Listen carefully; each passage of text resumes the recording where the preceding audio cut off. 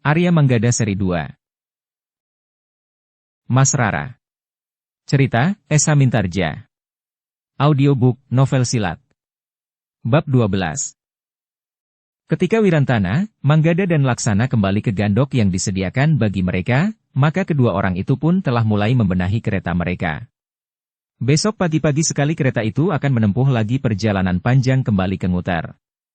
Sedangkan sehari kemudian, mereka akan kembali lagi ke padukuhan itu. Di biliknya, Manggada berdesis, besok kita akan berpisah. Begitu cepatnya perpisahan itu terjadi. Sebenarnya aku ingin kalian hadir saat adikku menikah sepekan lagi, desis Wirantana. Manggada menggeleng. Katanya, tidak mungkin. Sementara Laksana menyambung, kau dengar, bahwa Raden Panji telah mengusir kami. Ya. Aku tidak mengerti kenapa Raden Panji telah berbuat sedemikian kasarnya, gumam Wirantana, seharusnya ia berterima kasih kepada kalian. Namun Manggada sempat juga bergurau, Raden Panji menjadi cemburu. Bukankah aku atau Laksana jauh lebih muda dan tampan dari Raden Panji itu? Wirantana yang wajahnya tegang itu sempat juga tersenyum. Namun Laksana menyahut, tetapi Mas Rara tentu akan memilih orang lain jika ia mendapat kesempatan. Bukan Raden Panji tetapi juga bukan salah seorang di antara kami berdua. Wirantana sempat tertawa pendek. Katanya, untunglah kesempatan untuk memilih itu tidak ada pada Mas Rara. Laksana menarik nafas dalam-dalam. Namun ia tidak berkata apapun. Ketiganya berhenti bergurau ketika mereka melihat seseorang datang menemui mereka. Ketiga anak muda itu segera dapat mengenalnya, bahwa orang itu adalah pemimpin prajurit yang menjemput Mas Rara dari Ngutar kemarin lusa. Ketiga anak muda itu memang menjadi berdebar-debar. Tetapi wajah prajurit itu nampak ramah dan tidak berkesan keras. Maaf anak-anak muda. Barangkali aku akan mengganggu kalian yang sedang beristirahat, berkata pemimpin prajurit itu. Ah tidak, jawab Wirantana. Tetapi ia pun berkata, namun kehadiran Kisanak memang agak mengejutkan. Barangkali ada perintah dari Raden Panji? Aku datang bukan atas nama Raden Panji, jawab perwira itu.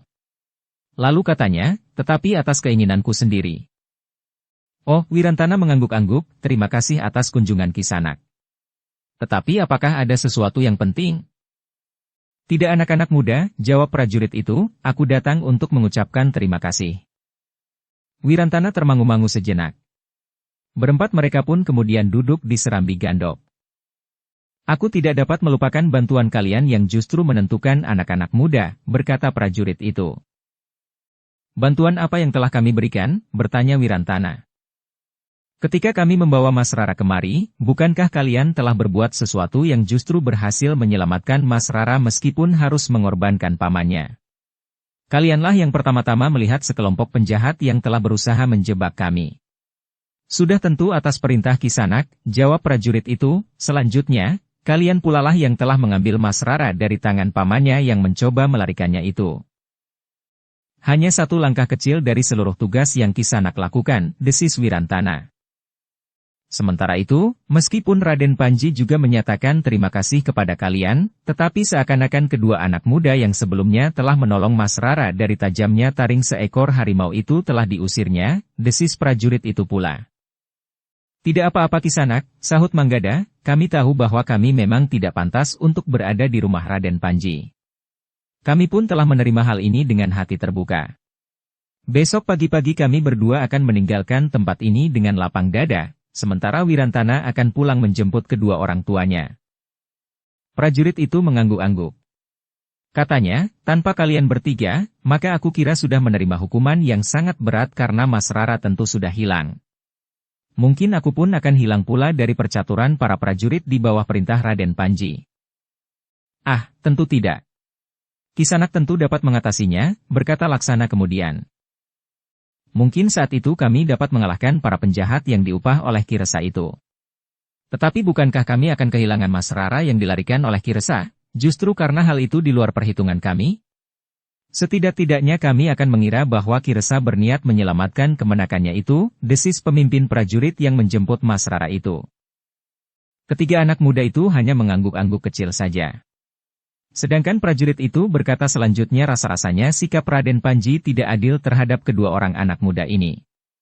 Mungkin pada saatnya, sikap yang demikian pula akan dialami oleh Wirantana dan bahkan kedua orang tuanya. Sudahlah, berkata Manggada, lupakan semuanya itu Kisanak. Tetapi prajurit itu berkata terus, bukannya aku tidak melaporkan hal ini kepada Raden Panji. Aku telah melaporkan selengkapnya, aku pun agak terkejut melihat sikapnya itu. Itu adalah ciri seorang yang mempunyai kekuasaan tanpa batas, berkata Wirantana hampir di luar sadarnya. Prajurit itu mengangguk-angguk. Katanya, aku mengenal sifat Raden Panji dengan baik. Tetapi semakin lama, kami para prajurit bukannya semakin memahami sifat dan wataknya, tetapi justru sebaliknya. Kami menjadi semakin tidak mengerti. Jika Raden Panji itu menikah sepekan lagi, mudah-mudahan peristiwa itu akan dapat merubah sikapnya, berkata Wirantana. Tetapi ketahuilah anak-anak muda. Raden Panji bukannya baru akan menikah untuk pertama kali, desis prajurit itu. Wirantana mengangguk-angguk. Ia mengerti maksud prajurit itu. Pernikahan yang telah dilakukan Raden Panji berulang kali, sama sekali tidak merubah sifat dan wataknya. Anak-anak muda, berkata prajurit itu, aku tidak dapat berbuat lain kecuali sekedar mengucapkan terima kasih.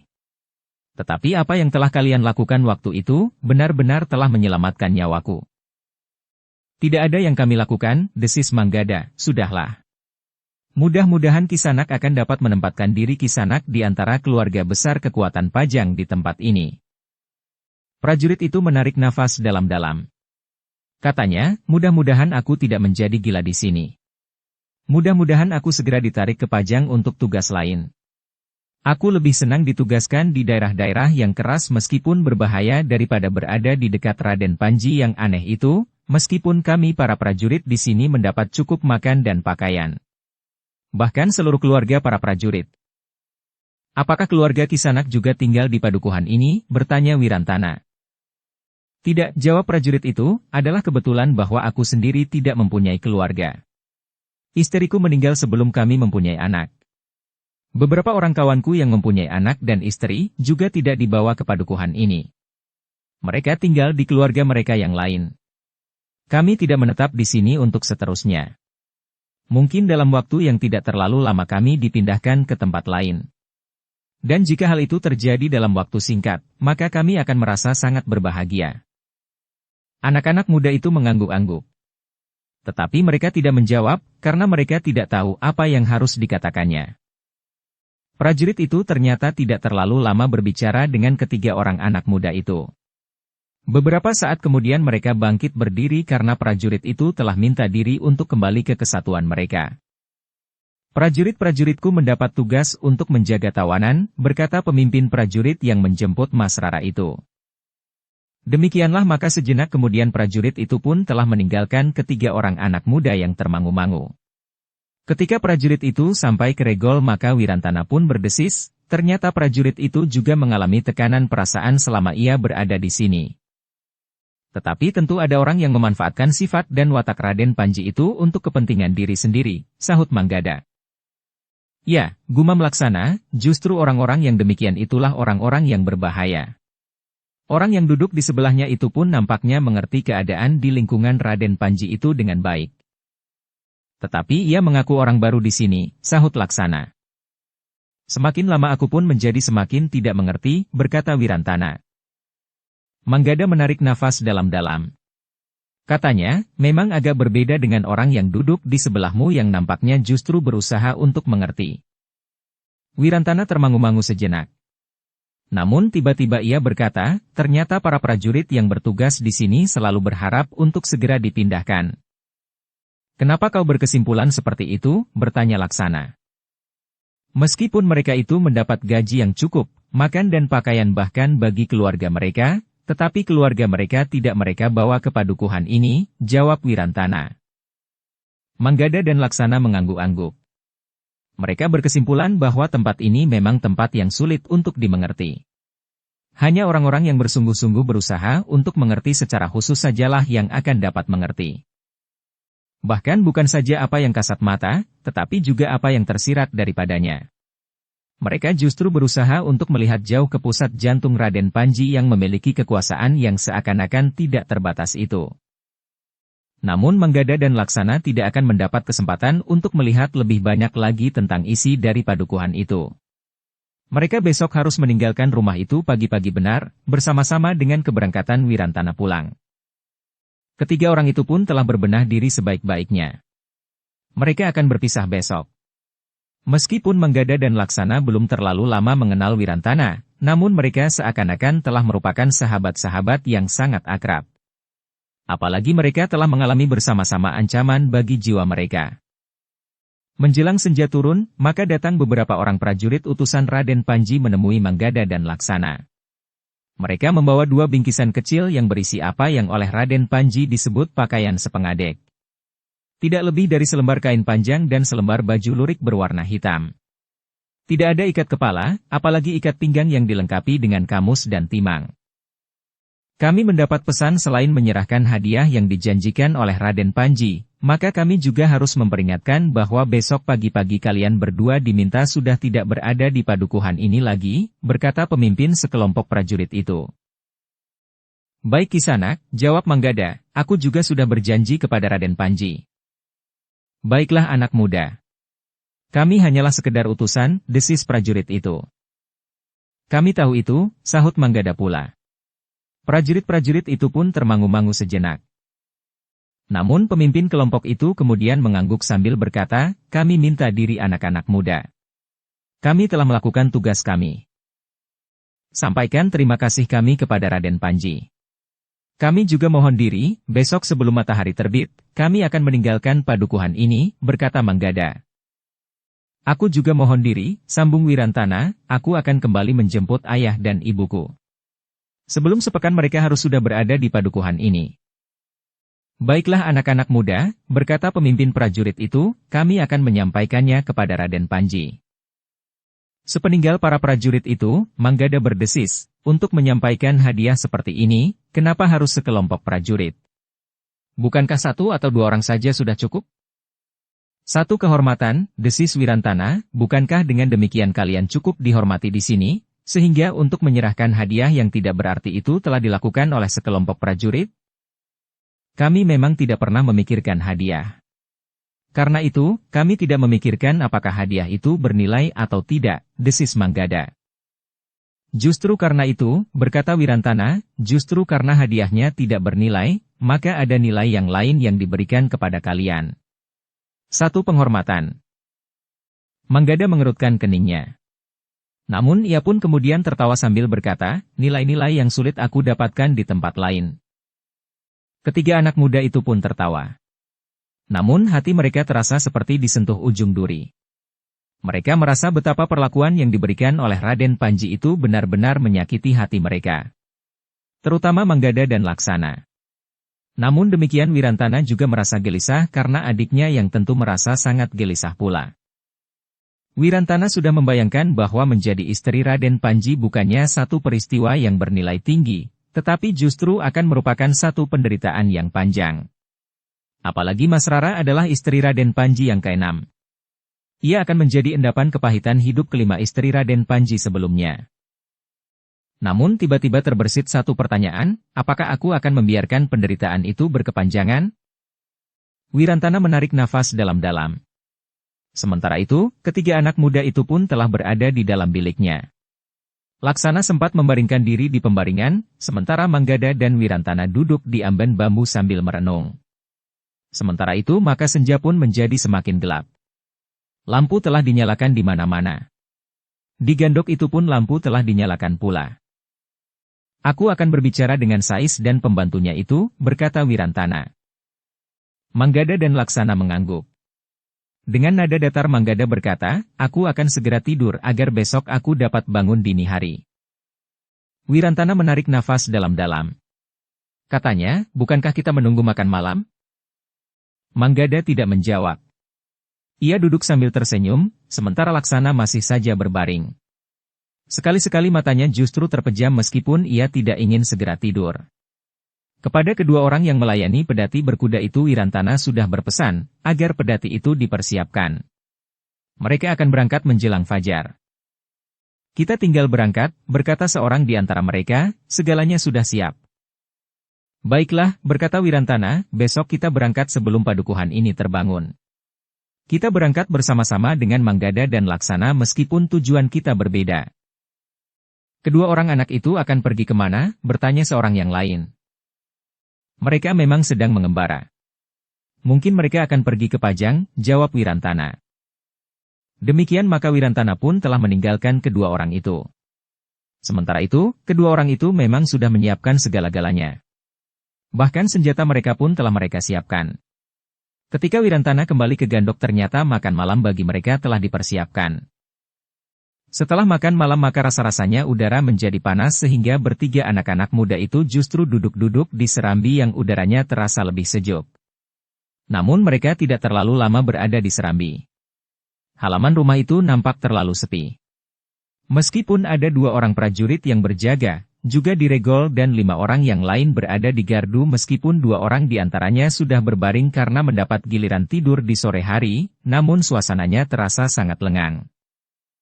Malam yang menjadi semakin dalam telah membuat ketiga orang itu mulai mengantuk. Tetapi rasa-rasanya mereka masih belum puas berbicara justru di saat terakhir mereka sempat melakukannya. Besok mereka sudah akan berpisah. Tanpa mereka sadari, maka mereka telah berbicara kian kemari, termasuk membicarakan sifat-sifat Raden Panji serta kemungkinan-kemungkinan yang dapat terjadi atas Mas Rara. Namun akhirnya mereka memang menjadi mengantuk sekali menjelang tengah malam. Karena itu, maka Wirantana pun berkata, baiklah. Kita akan beristirahat sekarang. Besok menjelang fajar kita akan bersiap. Manggada dan Laksana pun mengangguk-angguk. Dengan nada rendah agak tertelan Manggada berkata, aku juga sudah mengantuk. Demikianlah, maka ketiga orang anak muda itu pun telah membaringkan dirinya di pembaringan. Sekali-sekali mereka menguap dan menggosok mata mereka. Memang terasa sayang sekali bahwa mereka akan melewatkan saat-saat terakhir mereka bertemu hanya untuk tidur. Namun mereka tidak dapat mengelak. Tetapi ketika mata mereka telah terpejam, maka ketiga anak muda itu telah dikejutkan oleh pembicaraan yang terjadi di halaman. Tidak terlalu keras. Namun nampaknya bersungguh-sungguh. Aku mengemban tugas dari Raden Panji, terdengar suara yang berat. Apakah kau membawa pertanda perintah itu? Bertanya suara yang lain. Ada, jawab orang yang pertama. Wirantana memang sangat tertarik oleh pembicaraan itu. Ia pun segera bangkit, memadamkan lampu dan dengan sangat berhati-hati membuka pintu bilik Gandok. Manggada dan Laksana pun telah ikut pula mengintip dari sela-sela pintu bilik Gandok itu. Mereka melihat 2 orang yang berdiri di hadapan salah seorang dari para prajurit yang bertugas, bahkan agaknya pemimpin kelompoknya. Sementara 2 orang prajurit yang lain, yang sudah bersiap-siap untuk beristirahat setelah tugasnya Diregol digantikan oleh 2 orang kawannya, berdiri termangu-mangu di depan gardu. Ketiga orang anak muda itu melihat salah seorang dari kedua orang yang mengaku utusan Raden Panji itu telah menunjukkan sesuatu. Agaknya sebuah cincin. Kau tentu mengenal cincin ini. Cincin ini memang cincin pertanda perintah Raden Panji, berkata orang itu. Pemimpin sekelompok prajurit yang bertugas itu menarik nafas dalam-dalam. Namun katanya, tetapi Mas Rara tentu sudah tidur. Tidak apa-apa. Kita harus membangunkannya dan segera membawanya menghadap Raden Panji, jawab orang itu. Tetapi kenapa harus malam-malam begini? Bertanya pemimpin prajurit itu. Jangan bodoh, jawab orang yang membawa cincin itu. Pemimpin prajurit yang sedang bertugas di rumah itu menarik nafas dalam-dalam. Namun keraguan-raguannya pun kemudian telah terdesak ke samping ketika utusan Raden Panji itu berkata, perintah Raden Panji. Kami harus membawa Mas Rara. Tidak boleh ada orang yang menghalanginya. Terserahlah, berkata pemimpin prajurit itu, tetapi sebenarnya aku kasihan melihat gadis itu. Apakah kau akan melawan perintah Raden Panji? Bertanya utusan itu. Tentu tidak. Ambillah, jawabnya. Tetapi utusan itu berkata, kaulah yang membangunkannya dan membawanya kemari. Aku akan membawanya sampai kepada Raden Panji. Kau yang mendapat perintah. Lakukan perintah itu, jawab pemimpin prajurit yang bertugas. Perintah Raden Panji termasuk perintah kepada kalian, jawab utusan itu. Tetapi pemimpin prajurit itu menggeleng. Katanya, tentu tidak. Raden Panji hanya memerintahkan kepadamu untuk mengambil gadis itu. Sekarang terserah kepadamu, apakah kau akan membawanya menghadap atau tidak. Kedua orang itu saling berpandangan sejenak. Seorang di antara mereka berkata, baiklah. Kami akan mengambilnya. Meskipun sebenarnya ragu-ragu, tetapi kedua orang itu pun telah menuju ke pintu peringgitan. Dengan perlahan-lahan pintu itu pun diketuknya. Baru setelah diulang sampai 2-3 kali, maka terdengar seorang perempuan menyapa. Siapa di luar? Kami Bibi. Mengemban perintah Raden Panji, jawab salah seorang di antara keduanya. Kenapa malam-malam, bertanya perempuan yang ada di dalam itu. Kami hanya mengemban perintah Bi, jawab prajurit itu. Bagaimana kalau besok saja, bertanya perempuan yang ada di dalam. Apakah ada di antara kita yang berani menentang perintah Raden Panji? Prajurit itu justru bertanya. Perempuan itu pun kemudian telah membuka pintu. Sebelum orang tua itu bertanya, prajurit itu telah menunjukkan cincin yang dipakainya sambil berkata, aku membawa pertanda pengemban perintah Raden Panji. Perempuan tua yang melayani Mas Rara termangu-mangu. Ia menyadari apa yang akan terjadi dengan gadis yang lugu itu. Tetapi ia pun mengerti, apa yang terjadi terhadap seseorang yang berani menentang perintah Raden Panji itu. Apalagi tentang seorang perempuan cantik yang telah mengguncangkan hatinya sehingga Raden Panji itu tidak sabar lagi menunggu waktu sepekan yang telah ditentukannya sendiri. Satu gejolak perasaan telah terjadi di hati perempuan tua itu. Rasa-rasanya ia memang ingin menghalangi kedua orang itu mengambil Mas Rara. Tetapi perempuan tua itu menyadari bahwa ia tidak akan berdaya berbuat sesuatu untuk mencegahnya. Maaf Bibi, berkata prajurit itu, aku minta Bibi membangunkannya dan membawanya kemari. Kami akan mengantar mereka kepada Raden Panji sekarang juga. Raden Panji sudah berpesan agar aku segera kembali sambil membawa Mas Rara bersamaku. Raden Panji sudah mengancam, jika aku gagal, maka leherku akan menjadi taruhan. Perempuan tua itu termangu-mangu sejenak.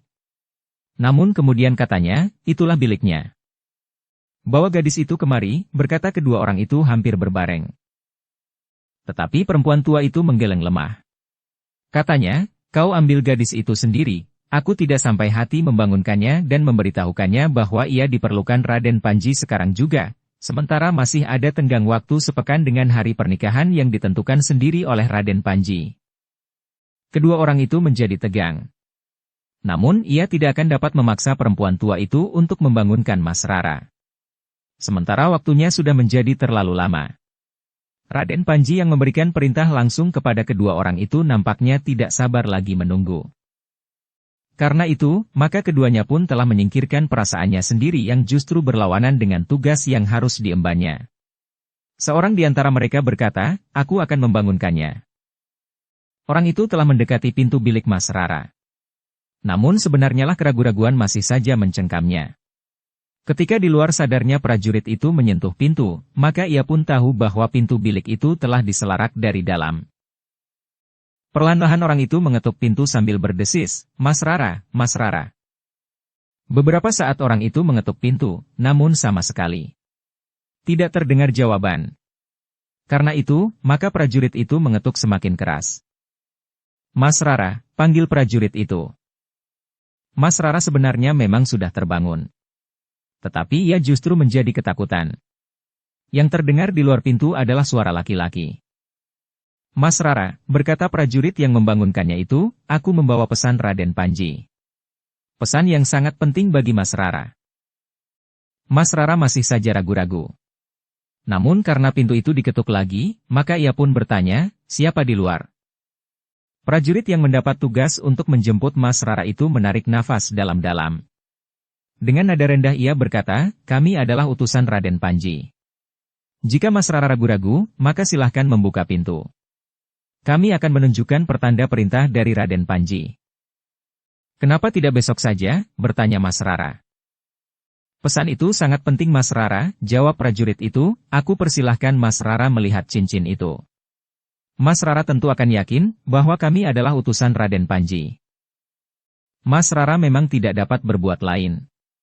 Ia menyadari bahwa dirinya bagaikan seekor kelinci di dalam kandang seekor harimau yang ganas. Ketika prajurit itu mengetuk pintunya lagi, maka Mas Rara pun telah membukanya. Di luar pintu ia melihat dua orang prajurit berdiri termangu-mangu. Beberapa langkah di belakangnya, orang tua yang melayaninya berdiri tegak dan tubuh gemetar. Demikian pintu terbuka, maka perempuan tua itu telah berlari memeluknya. Di luar sadarnya, terasa air mata perempuan tua itu menitik di bahunya. "Bibi," desis Mas Rara. Perempuan tua itu tidak menjawab sama sekali. Tetapi kedua orang prajurit itulah yang kemudian mengangguk hormat. Mas Rara berdiri tegak memandangi kedua orang prajurit yang menunduk itu. Meskipun keduanya belum mengatakan sesuatu kepadanya, tetapi Mas Rara seakan-akan sudah tahu apa yang akan dilakukan Raden Panji atas dirinya. Namun kemudian salah seorang dari kedua prajurit itu betapapun segannya, terpaksa mengatakan, "Mas Rara, kami adalah utusan Raden Panji. Kami membawa pertanda perintah. Kami ditugaskan untuk mempersilahkan Mas Rara bersama-sama dengan kami menghadap Raden Panji." Meskipun Mas Rara sudah menduga, namun ketika kedua orang prajurit itu menyampaikan perintah Raden Panji, jantungnya masih juga berdentangan keras sekali. Perempuan tua yang kemudian melepaskan pelukannya itu pun berdiri dengan cemasnya di sisi Mas Rara. Sudah beberapa kali ia menyaksikan perempuan yang menjadi istri Raden Panji. Namun perasaannya terasa lain ketika ia berhadapan dengan Mas Rara. Apalagi jika ia melayani seorang perempuan yang tamak dan sombong. Maka ia sama sekali tidak merasa tersentuh melihat saat-saat seperti yang sedang terjadi itu. Ia merasa sangat benci kepada perempuan yang menyambut perintah Raden Panji itu dengan sangat gembira dan penuh harapan. Namun ternyata bahwa sikap Mas Rara itu berbeda. Pada saat yang sangat gawat itu, ia justru menemukan keberanian yang sudah terlepas dari dirinya sejak ia dinyatakan akan menjadi istri Raden Panji. Pribadinya yang serasa hilang itu tiba-tiba pula telah bangkit kembali di dalam dirinya. Bahwa tubuhnya rasa-rasanya tidak menjadi miliknya lagi, dengan serta-merta telah tersentak dari relung jantungnya. Karena itu, maka Mas Rara itu dengan tengadah berkata, "Katakan kepada Raden Panji, bahwa aku tidak dapat menghadap sekarang. Kecuali hari telah larut malam, katakan bahwa aku sedang sakit." Tetapi perintah Raden Panji mewanti-wanti, berkata prajurit itu, "Jika aku kembali tanpa Mas Rara, maka aku akan mendapat hukuman yang sangat berat. Bahkan mungkin aku akan dihukum mati." "Kau tidak bersalah," berkata Mas Rara, "perintahnya telah sampai kepadaku. Tetapi akulah yang menolaknya. Bukan kalian berdua." "Benar Mas Rara. Tetapi apakah aku dapat meyakinkan Raden Panji bahwa Mas Rara menolak perintah itu?" desis prajurit itu. "Apakah kau akan membawa cincinku untuk meyakinkan Raden Panji?" bertanya Mas Rara. "Tidak Mas Rara. Bukan cincin itu. Yang penting kami mengharap Mas Rara menghadap Raden Panji. Apapun yang akan dilakukan Raden Panji benar-benar di luar tanggung jawab kami.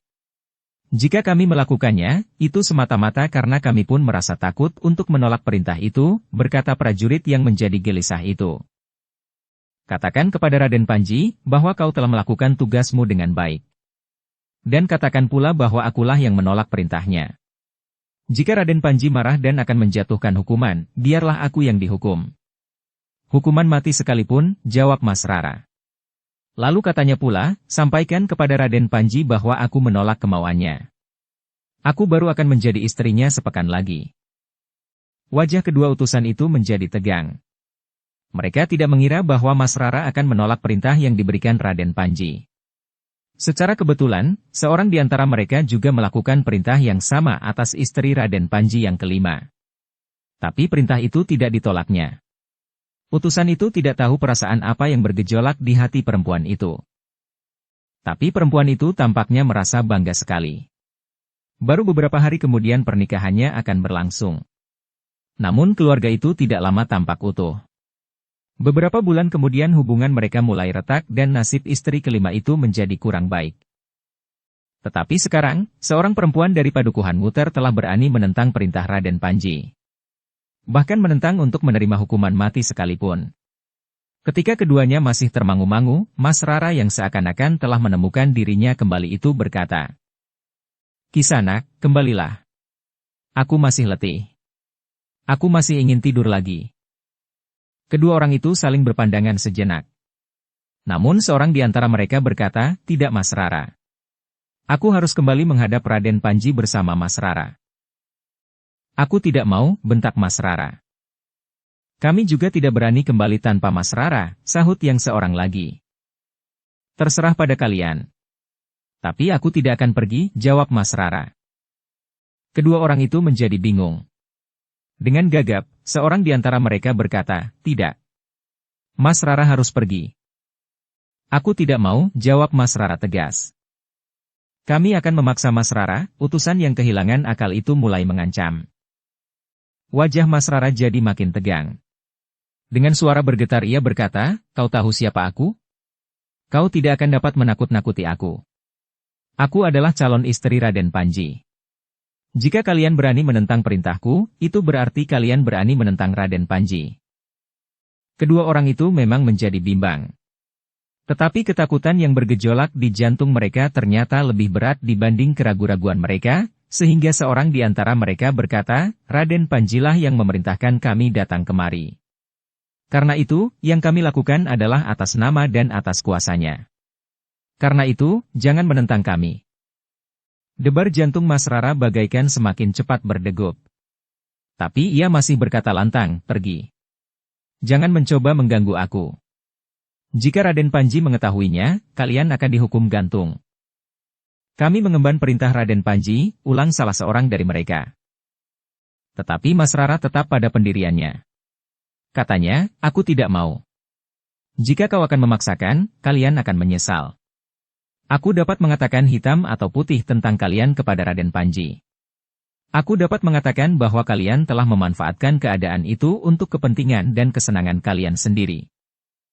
Gila, wajah orang-orang itu menjadi marah. Seorang di antara mereka berkata, kami akan melakukannya di hadapan saksi-saksi, para prajurit yang bertugas di tempat ini akan menjadi saksi apa yang telah kami lakukan. Mereka akan mengatakan sesuai dengan apa yang mereka lihat. Wajah Rara Wulan jadi panas. Ternyata orang-orang itu tidak lekas menjadi ketakutan. Namun ia sudah bertekad untuk tidak mau pergi mengikuti keduanya. Karena itu, Rara Wulan berkata, aku tidak peduli. Tapi aku tidak mau. Jika kalian coba menjamah kulitku dan menjadi kotor, Raden Panji tentu tidak akan memaafkan kalian lagi. Kedua orang itu memang berpikir. Namun seorang di antara mereka tiba-tiba saja telah mencabut pedangnya sambil berkata, Mas Rara harus pergi. Aku memiliki wewenang penuh untuk melakukan apa saja sampai Mas Rara berhasil aku bawa menghadap Raden Panji. Termasuk membunuh aku, tanya Mas Rara. Orang yang memegang pedang itu menjadi makin bingung. Ternyata Mas Rara sama sekali tidak menjadi gentar melihat ujung pedang yang tajam runcing itu. Bahkan sambil menengadahkan dadanya ia berkata, marilah. Jika itu perintah Raden Panji, lakukanlah. Sejenak kedua orang itu tidak tahu apa yang harus mereka lakukan. Sementara itu, perempuan tua yang melayani Mas Rara menjadi sangat ketakutan. Ketika seorang di antara kedua utusan Raden Panji itu mengacungkan pedangnya, perempuan itu bergeser mendekati Mas Rara. Karena kedua orang itu tidak segera berbuat sesuatu, sekali lagi Mas Rara berkata, ayo, bunuh aku jika kau berani melakukannya. Nanti bawa tubuhku menghadap Raden Panji. Kau tentu akan menerima hadiah yang sangat besar, atau lehermu akan dipenggal di halaman rumah Raden Panji untuk dijadikan pengewan-ewan. Kepalamu akan dijadikan peringatan bagi orang-orang yang berani pada calon istrinya. Jika hal seperti ini kau lakukan 2-3 bulan lagi, setelah aku benar-benar jadi istrinya, mungkin kau akan naik pangkat. Tapi jika sekarang kau lakukan, berarti kau akan membunuh diri. Kedua orang itu benar-benar menjadi bingung. Tampaknya Mas Rara terlalu yakin akan dirinya. Seakan-akan dalam waktu singkat Mas Rara telah berubah sama sekali. Bukan lagi seorang perempuan lembut, penurut dan tanpa berani mengangkat wajahnya di hadapan seseorang.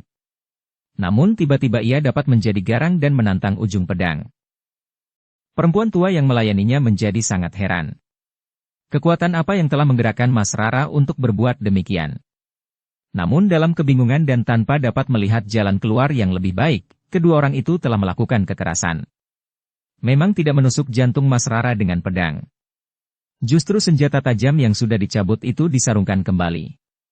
Keduanya kemudian memaksa Mas Rara untuk mengikutinya. Seorang di antara mereka telah memegang lengan gadis itu dan menariknya sambil berkata, aku tidak tahu apakah jalan ini yang terbaik. Tetapi aku tidak mau mendapat hukuman karena perempuan yang keras kepala ini. Ketika Mas Rara meronta, yang seorang lagi telah membantunya, memegangi lengannya yang satu lagi. Mas Rara, seorang gadis lembut dan lugu, tidak dapat mengatasi kekuatan kedua orang prajurit itu. Tangannya yang kasar dan tenaganya yang besar, telah menyeret Mas Rara dari ruang dalam. Mas Rara tidak mengira bahwa ia akan mendapat perlakuan sangat kasar. Sementara itu, perempuan tua yang melayaninya telah memeluk dan menahannya sambil berkata, "Lepaskan. Lepaskan. Kau akan digantung besok jika kau berani berbuat kasar terhadap calon istri Raden Panji." Tapi bagi kedua orang itu, berbuat kasar tentu akan lebih baik daripada tidak membawa Mas Rara sama sekali. Apalagi Raden Panji telah mengancam, apapun alasannya, ia tidak mau mendengarkan jika mereka datang tanpa maskara. Ketakutan akan pesan itulah yang telah membuat kedua utusan itu kebingungan dan tidak dapat melihat jalan keluar. Ketika keduanya menarik Mas Rara keluar ruang dalam, Mas Rara menjerit hingga suaranya yang melengking telah mengejutkan semua orang yang ada di lingkungan rumah itu. Beberapa orang prajurit berlari-larian ke pendapa, ketika mereka melihat kedua utusan Raden Panji itu keluar dari pintu peringgitan. "Apa yang terjadi?" tanya pemimpin prajurit yang bertugas sambil mengacungkan tombaknya. "Aku harus membawa gadis itu menghadap Raden Panji. Beliau yang memerintahkan. Tidak ada alasan untuk mengelakkan perintah itu. Malam ini, Mas Rara harus dihadapkan padanya." Tapi Mas Rara menolak, sehingga kami harus memaksanya. "Karena itu, aku minta 2 orang di antara kalian pergi bersama kami untuk menjadi saksi bahwa kami melakukan atas perintah Raden Panji dan tidak mengkhianatinya sama sekali," berkata salah seorang dari kedua utusan itu. Para prajurit itu termangu-mangu. Seorang di antara mereka bertanya, "Apakah tindakan ini tidak membuat Raden Panji marah?" "Kami sudah mendapat wewenang. Dengan cara apapun juga, Mas Rara harus dihadapkan padanya malam ini juga," berkata salah seorang dari utusan itu. Katanya lagi, "Karena itu, bantu aku agar tugas ini dapat kami selesaikan dengan baik, sehingga kita semuanya tidak mendapat hukuman besok pagi." Para prajurit itu termangu-mangu. Namun mereka yakin bahwa kedua orang itu memang utusan Raden Panji, menilik pertanda yang mereka bawa. Dengan demikian, keduanya telah bertindak atas nama Raden Panji. Dalam keraguan-raguan itu, Mas Rara meronta sekali lagi. Demikian tiba-tiba hingga kedua orang prajurit yang memeganginya terkejut. Mas Rara memang dapat melepaskan diri. Tapi ia tidak sempat berlari turun dari pendapa. Tangan-tangan yang kuat itu telah menggapainya lagi. Bahkan kemudian tangan-tangan kasar itu memeganginya lebih erat di lengannya, sehingga lengan Mas Rara terasa sakit. Sekali lagi Mas Rara menjerit. Tapi suaranya bagaikan hilang ditelan gelapnya malam. Bersambung ke bab 13. Dukung kami dengan subscribe, follow, like, komen dan share. Terima kasih.